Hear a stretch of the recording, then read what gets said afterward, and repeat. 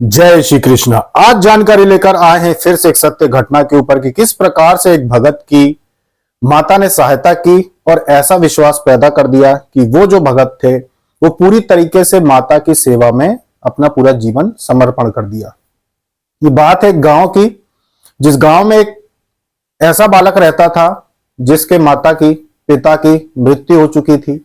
घर में वो अकेला था। तो ये जो भगत थे, इनके परिवार में माता पिता रहे नहीं थे, जमीन जायदाद कुछ थी नहीं, तो मजदूरी करते थे दूसरे लोगों के खेतों में और जो उससे मिलता था उसी से अपना घर चलाते थे। अब इन्होंने अपने घर में फूलों के पौधे लगाए, जैसे कि जायसोन का पौधा होता है, ऐसे 3-4 प्रकार के पौधों को लगा लिया। जो फूल निकलते उनको जायसोन के फूल को कलश में रखते और रोज माता के मंदिर में जाके जल चढ़ा के आते, वहां आरती करते, सेवा करते, वहां पे धोकर झाड़ू पोछा करके धोकर और वहां पे जल चढ़ा के आते, फिर पुष्प चढ़ा के और आरती करके और रोज घर आते।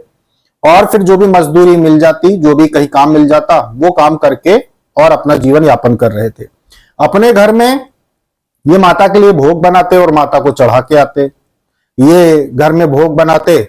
घर कच्चा था। घर कच्चा ऐसा था कि पहले के समय का घर था जिसमें मिट्टी के कबेलू होते हैं छत पर, और कहीं से कोई भी व्यक्ति अगर कूद के अंदर आना चाहे तो आ सकता है। जहां से हवा आने का रास्ता होता है वहां से आ सकता है।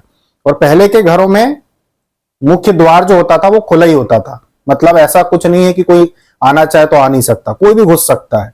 तो ऐसा उनका घर था कच्चा।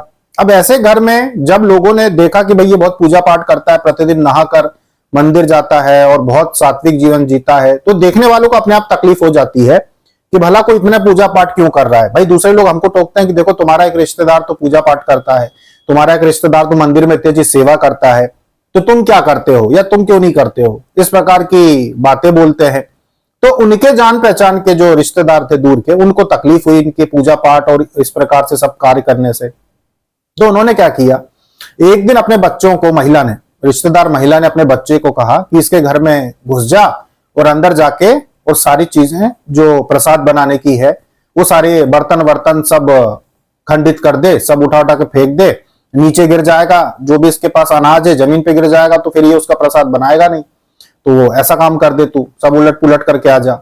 और साथ में उन्होंने जो खेत में डालने वाली दवाई होती है जिससे पौधे को सुखाया जाता है, फसलों को सुखाया जाता है ना, कुछ फसलों को कि भाई 4 दिन बाद काटना है तो दवाइयां छींच देती आती खेतों में, तो वो जल्दी सूख जाते हैं, 3-4 दिन में पूरी तरह से सूख जाते हैं। और फिर उनसे हरियाली नाशक कहते हैं उसको, और फिर उसको काट लिया जाता है फसल को। तो वही दवाई जो पौधे उसने लगाए थे जिसमें से फूल निकलते थे, जो फूलों के पौधे थे जासोन वगैरह के, वो दवाई जो थी उस पर छिड़क दी लोगों ने कि पौधे सूख जाए। अब दवाई छिड़की, 24 घंटे में तो पौधे जो थे वो सूख गए। 24 घंटे में पूरी तरीके से सूख गए पौधे। अब इस साधक ने देखा कि पौधे पूरे सूखे हुए हैं। जायसोन का जो पौधा था अच्छा बड़ा पौधा हो गया था, फूल भी आते थे उसमें, जो माता को ले जाके चढ़ाता था, इसने देखा कि वो भी पूरी तरीके से सूख गया है। तो इसको बहुत बुरा लगा, इतना बुरा लगा कि सोच नहीं सकते, इतना दुख पहुंचा इसको कि अब मैं माता को फूल घर से ले जाके नहीं चढ़ा पाऊंगा। हालांकि जिस मंदिर में वो जाके चढ़ाते थे वहां पे भी जायसोन के पौधे लगे हुए थे, बहुत फूल निकलते थे, तो ये चाहते तो वहां से भी तोड़ के चढ़ा सकते थे, पर अपने घर से ये लेके जाते थे, ये एक प्रसन्नता थी। जब घर के अंदर देखा तो सारे बर्तन इधर उधर पड़े हुए थे, जो मिट्टी के बर्तन थे वो टूटे हुए थे, और बाकी जो इनका बारीक जैसे रवा होता है ना, ऐसा एक थुली जिसको आप दलिया कहते हो, वो जो था जिसका एक प्रसाद बनाता था, हलवा बनाता था माता के लिए, वो जमीन पे पड़ा हुआ था। सारी चीजें अस्त व्यस्त थी। इसको बहुत दुख हुआ, इतना दुख हुआ कि भाई ये क्या हुआ, मैं माता की सेवा करता, ये सब कुछ करता, और ये क्या हुआ। उसे लगा शायद बिल्ली घुस गई होगी, बिल्ली की वजह से ये सब हुआ होगा, ये सारी चीजें बिल्ली ने करके और गिरा के चली गई। लेकिन जब उसने देखा कि पौधे सारे के सारे एक साथ सूख गए हैं, तो वो ये समझ गया कि भाई मैं भी मजदूर हूं, किसानों के यहाँ खेतों में काम करता हूं, ये तो किसी ने हरियाली नाशक डाला है, क्योंकि कल तक बिल्कुल हरे थे और एक दिन में सिर्फ दवा से ही ये सूख सकते हैं, ऐसे ही नहीं सूख सकते। वो समझ गया कि ये हरकत की गई है, और जब ये हरकत की गई है तो बर्तन और ये सब फेंकना और सब खराब करना भी किया गया है। अब वो वहां से तकरीबन 40 किलोमीटर दूर एक आश्रम में एक महाराज जी थे जो माता के भगत थे। वहां पर वो जाया करता था कभी कभार, नवरात्रि वगैरह में कभी कभार जाता था। तो इनको बहुत दुख हुआ। अब वहां पे भी ये जाते रहते थे, तो इनको था तो सहारा कि चलो मैं कहाँ पे जाके भक्ति से के विषय में चर्चा कर सकता हूँ, ये सारी चीजें तो थी। अब उस दिन ये बहुत दुखी हुए कि मैं प्रतिदिन जाता था, पूजा पाठ करता था। तो इन्होंने तय किया कि भाई ये सब कुछ ऐसा हो गया मेरे साथ, में तो पूजा पाठ करता था, माता की रोज सेवा करता था, फिर भी माता ने सुरक्षा नहीं की मेरी। माता ने सामने वाले को सद्बुद्धि नहीं दी कि वो ऐसा ना करे। सामने वाले के मन में विचार क्यों नहीं आए कि भाई ये पूजा में उपयोग करता है इन फूलों का, तो अगर हम इन फूलों को खराब कर देंगे पौधों को, तो ये पूजा में क्या चढ़ाएगा। सामने वाले के मन में विचार क्यों नहीं आया, उसको बहुत बुरा लगा। उसने अपने स्तर से जैसा तैसा था सब समेट कर वो सो गया, क्योंकि आया था मेहनत करके, खेतों से लौट के आया था और सो गया। फिर वो बोले कि अब ये सब कुछ है, खाना आज मैं नहीं बनाता, वो सो गया। दूसरे दिन वो सुबह उठता है तो क्या देखता है कि उसके चूल्हे पर माता का जो प्रसाद था वो बना हुआ रखा हुआ है। चूल्हे पे उसने देखा कि माता का प्रसाद हलवा बना हुआ रखा है, जैसे वो बनाता था बिल्कुल वैसे ही बना हुआ रखा हुआ है। ये उठता है, चौंक जाता है कि ये कैसे हुआ, यहाँ तो कोई आ नहीं सकता, मैं तो यहीं सोया हुआ था, अगर कोई आके बना के जाता तो मुझे आवाज आती, एक ही तो कमरा है, आगे आंगन है, एक ही कमरा है, तो यहीं की यहीं कैसे ये बना हुआ रखा है, खुशबू इतनी अच्छी आ रही है और चूल्हा जो है वो भी ठंडा है, मतलब जल के और बुझा हुआ है, मतलब ये क्या हुआ, धुआं भी नहीं लगा, मुझे नींद भी नहीं खुली, ऐसे कैसे हो गया कि प्रसाद बना रखा है। फिर वो उठा, घर के उसने चक्कर लगाए कि मैं देखूं बाहर कोई है क्या। उसने जब देखा तो जितने फूल के पौधे सूखे हुए थे, जो जायसोन का पौधा था उसमें हरी पत्तियां आ रही थी, जबकि एक दिन पहले वो पौधा पूरा सूख चुका था। उसने डंडी तोड़ के देखी थी कि ये पूरी तरीके से पौधा मर गया है, और आज वो देखता है कि उसमें नई नई पत्तियां आ रही है। ये घटना देखकर वो समझ गया कि हो ना हो ये माता का ही चमत्कार है, ये माता ने ही किया है, ये जो प्रसाद बना है ये माता स्वयं बना के गई है। उसको ये बात समझ में आ गई कि ऐसा हो ही नहीं सकता कि कोई और व्यक्ति आके मेरे घर में घुस जाए और प्रसाद बना के जाए। तोड़ना आसान है पर कोई मेहनत नहीं करेगा। प्रसाद बना रखा हुआ है, आगे का जो दरवाजा है, जो फड़की कहते हैं, वो वैसी लगी हुई है। पौधा जो सूख गया था उसमें आज पत्तियां आ गई। अगर पत्तियां आना ही था तो कुछ दिन लगते, बारिश का मौसम होता तो मान जाता मैं कि पत्तियां आ गई, पर अचानक से ऐसी पत्तियां आ गई, मतलब ये माता की ही कृपा है।